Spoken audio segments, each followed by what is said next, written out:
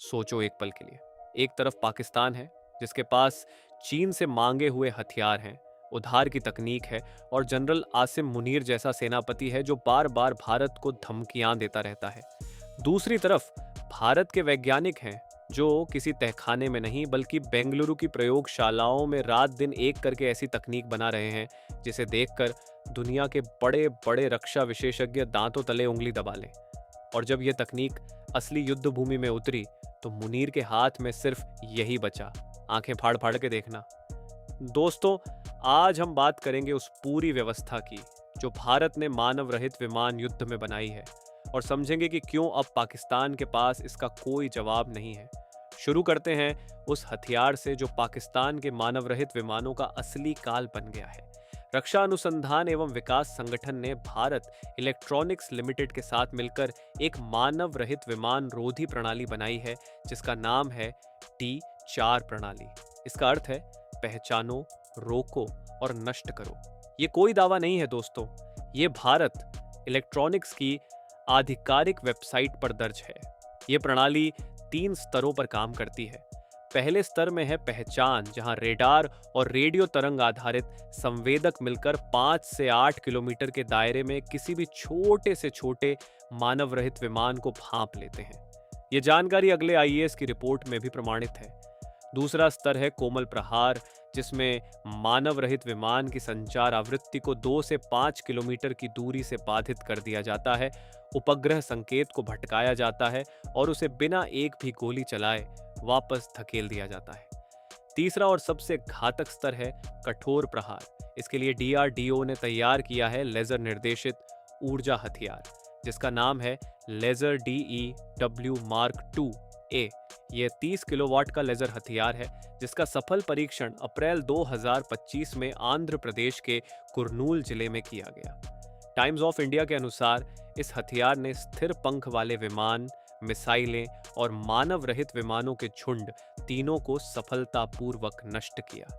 इस एक सफलता से भारत, अमेरिका, चीन और रूस के उस विशिष्ट दल में शामिल हो गया जिनके पास उन्नत लेजर आधारित हथियार हैं। अब यहाँ एक सवाल उठता है दोस्तों, क्या यह व्यवस्था सिर्फ परीक्षण मैदान तक सीमित है या असली युद्ध में भी इसने अपना लोहा मनवाया है? ऑपरेशन सिंदूर, 7 मई 2025। जब पाकिस्तान ने मानव रहित विमानों के झुंड से भारतीय सीमा पर हमला किया तो दूरदर्शन और सेवानिवृत्त कर्नल अनुराग शुक्ला के अनुसार इस प्रणाली ने वास्तविक समय में उन विमानों को पहचाना, उनका पीछा किया और उन्हें नष्ट किया। पाकिस्तान के वो मानव रहित विमान भारत की सीमा के भीतर कदम भी नहीं रख पाए। ये कोई अभ्यास नहीं था, ये असली युद्ध भूमि में एक सिद्ध और ऐतिहासिक सफलता थी। लेकिन दोस्तों, डीआरडीओ यहां नहीं रुका। ऑपरेशन सिंदूर में एक और घटना हुई जिसने पाकिस्तान की पूरी हवाई रक्षा रणनीति को मनोवैज्ञानिक रूप से चकनाचूर कर दिया। भारत ने लक्ष्य द्वितीय छद्म विमान का इस्तेमाल किया जो रेडार पर बिल्कुल राफेल लड़ाकू विमान जैसा दिखता है। पाकिस्तान ने समझा राफेल आ रहा है और उसने अपनी बहुमूल्य चीनी HQ-9 और FM-90 मिसाइलें दाग दी। लेकिन वहां कोई राफेल था ही नहीं, सिर्फ एक सुनियोजित छल। पाकिस्तान ने अपनी मिसाइलें व्यर्थ की, अपना रेडार उजागर किया और भारत ने पूरी तस्वीर कैद कर ली। यह आधुनिक युद्ध में भ्रम और सूचना संग्रह का एक अनूठा पाठ था जिसे भविष्य की रणनीति पाठ्य पुस्तकों में पढ़ाया जाएगा। और अब आता है वो हिस्सा जिसके बारे में मुनीर रात को सोने से पहले जरूर सोचता होगा, स्विफ्ट के। भारत का पहला स्वदेशी आत्मघाती मानव रहित विमान। डीआरडीओ की वैमानिकी विकास प्रतिष्ठान ने यह विमान सिर्फ 9 महीने में तैयार कर लिया और वो भी बिना किसी सरकारी धनराशि के। वैमानिकी पत्रकार अनंत कृष्णन AM के अनुसार यह भारतीय उद्योग के साथ साझेदारी में बनाया गया है और यह 0.6 मैक की गति से यानी लगभग 735 किलोमीटर प्रति घंटा की रफ्तार से उड़ता है। भारतीय विज्ञान संस्थान बेंगलुरु और निजी क्षेत्र की कंपनियों ने मिलकर इसे रूप दिया है। 2 प्रारूप पहले ही परखे जा चुके हैं। यह विमान एक ही उद्देश्य के लिए बना है, लक्ष्य तक जाना और उसे तबाह कर देना। इसकी उड़ान संरचना ऐसी है कि चीन से मिली पाकिस्तान की HQ-9 हवाई सुरक्षा प्रणाली इसे पहचान ही नहीं सकती, जैसा कि ऑपरेशन सिंदूर में देखा गया। दोस्तों, अब बात करते हैं एक और परियोजना की जो पाकिस्तान की नींद उड़ाने के लिए काफी है। अभ्यास, उच्च गति व्ययनीय हवाई लक्ष्य विमान का नया रूप। डीआरडीओ की वैमानिकी विकास प्रतिष्ठान इसे एक उन्नत आत्मघाती मानव रहित विमान में बदल रही है। भारतीय रक्षा अनुसंधान विंग के अनुसार यह विमान 0.5 मैक की गति से उड़ सकता है, 45 मिनट तक आकाश में रह सकता है और इसमें एकीकृत युद्धक सामग्री जोड़ी जा रही है। इसकी लागत इतनी कम है कि झुंड में तैनात किया जा सकता है और झुंड में तैनात आत्मघाती विमान किसी भी हवाई सुरक्षा प्रणाली को पस्त कर देते हैं। अब दोस्तों, बात करते हैं उस हथियार की जो डीआरडीओ की सबसे महत्वाकांक्षी परियोजना है, घातक। यह नाम ही सब कुछ कह देता है।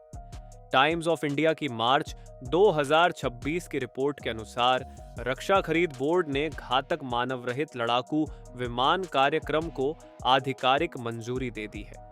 ये एक जेट चालित स्वायत्त छद्म लड़ाकू विमान है।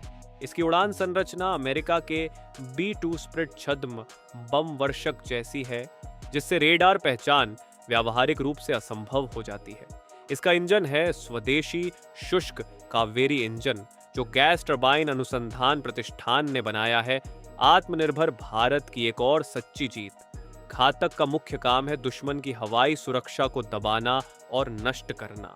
यह विमान अकेले दुश्मन के इलाके में घुसेगा, रेडार प्रणालियां, मिसाइल बैटरियां और नियंत्रण केंद्र पहचान कर नष्ट करेगा और तब भारत के चालक दल वाले विमान एक सुरक्षित और साफ आकाश में उड़ान भरेंगे।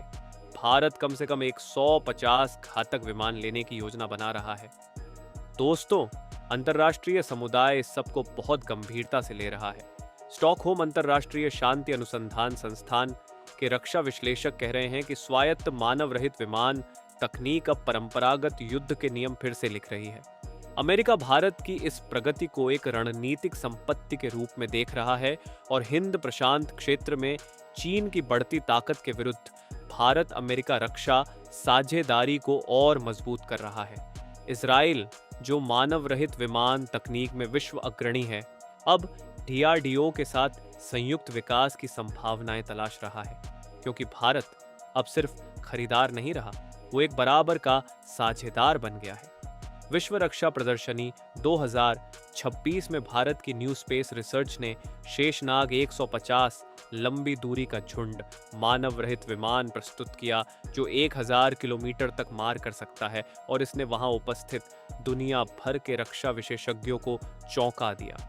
और दोस्तों, यहाँ गहरा संदर्भ समझना जरूरी है। भारत ने इस क्षेत्र में गंभीरता से निवेश तब शुरू किया जब 2021 में जम्मू वायुसेना अड्डे पर मानव रहित विमान से हमला हुआ था। उस एक घटना ने भारत की पूरी प्रतिरक्षा रणनीति को हिला दिया। आज तक के अनुसार डीआरडीओ ने तभी से मानव रहित विमान रोधी विकास को पूरी गति दी। 5 वर्षों के भीतर वो D4 प्रणाली, जो सिर्फ रेखाचित्रों पर थी, ऑपरेशन सिंदूर में असली युद्ध में पाकिस्तान के मानव रहित विमानों को रोक रही थी।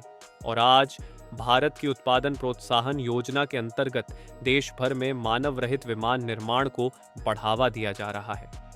दृष्टि IAS की मार्च 2026 की रिपोर्ट बताती है कि भारत सरकार ने मानव रहित विमान प्रणाली के लिए एक अलग मानव संसाधन विकास कार्यक्रम भी शुरू किया है, जिसका नाम है स्वयान।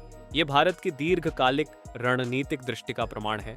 तो दोस्तों, तस्वीर बिल्कुल साफ है। एक तरफ पाकिस्तान है जिसके पास उद्धार की तकनीक है, चीनी हथियार हैं और एक जनरल मुनीर है जो धमकियों के अलावा कुछ नहीं दे सकता। दूसरी तरफ भारत है जिसके पास डीआरडीओ है, जिसके वैज्ञानिक बिना धन के 9 महीने में आत्मघाती विमान बना लेते हैं, जिसके अभियंता 30 किलोवाट के लेजर से दुश्मन के विमान जला देते हैं, जिसके रणनीतिकार दुश्मन को अपनी ही मिसाइलें बर्बाद करवा देते हैं और जिनके हाथों से 1000 किलोमीटर तक मार करने वाले झुंड विमान निकल रहे हैं। मानव रहित विमान युद्ध का भविष्य यहां से लिखा जा रहा है और वो हाथ भारतीय हैं।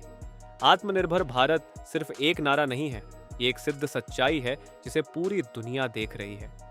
तो दोस्तों, अभी के लिए इतना ही। मिलता हूं आपसे अगले वीडियो में। तब तक के लिए जय हिंद, वंदे मातरम।